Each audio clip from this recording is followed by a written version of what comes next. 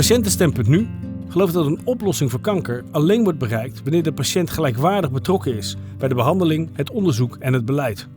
We gaan luisteren naar het verhaal van Cecilia Possanzini, die deze filosofie bevestigt. I'm Cecilia. I am a patient. I would like to tell the story of how it is to be a patient. Well, I didn't feel very good for a few months. Every morning my head was turning around and that was the main concern for me. Ondanks aanhoudende klachten en meerdere bezoeken aan de huisarts ontvangt Cecilia geen doorverwijzing naar een specialist. Als ontwerper van MRI-apparatuur bij Philips besluit ze om plaats te nemen in een eigen MRI-scanner op haar werk. I asked a colleague to record the image, and when I saw the images, it was just the most traumatic experience I ever had. I saw a brain that it was not normal. It was full of lesions, and I did not know what was.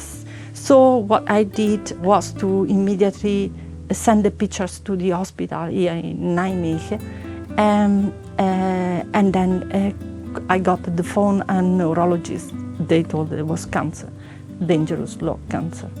Dankzij haar vasthoudendheid en het gebruik maken van haar eigen netwerk en mogelijkheden ontdekt Cecilia dus het slechte nieuws. Vanaf dat moment breekt een onzekere periode aan. At a certain moment, when the results were ready, after a couple of weeks, I remember they phoned, and my husband picked up the phone and he said, "Oh, what nice!" Already at the phone, and I thought maybe I don't have a cancer, and no, I had it, unfortunately, but it was the right mutation. So what is the right mutation? It was a mutation that had therapy. So in that I was lucky in being unlucky.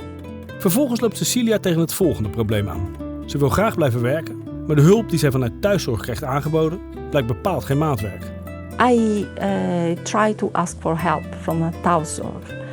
But what I got it from this visit is that they could come every day making a shower to me, but the time and the person would have been completely at their time. So a patient is not just a patient. I tried always to work.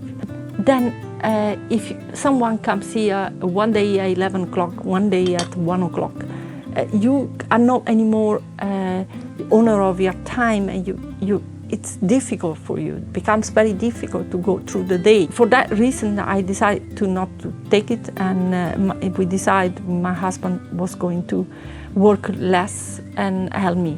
Those kind things, it's important to take into account when we have an organization of a thuiszorg. Ook hier weet Cecilia dus, dankzij haar eigen netwerk, in dit geval haar echtgenoot, een oplossing voor haar probleem te vinden. Het geeft eens te meer aan dat artsen en instanties niet altijd leidend hoeven te zijn in behandelingen. Samen met de patiënt wordt het verschil sneller gemaakt. My grandmother always said, if you have a problem, put it on outside the door. You don't know how to solve it, but someone that passes maybe has a solution. And that's the idea. When you get ill, you are not only a patient, you have a network, you have friends that loves you. And though they are shocked, they even better, they want to help you. So make clear your problem. This is something that every patient can do.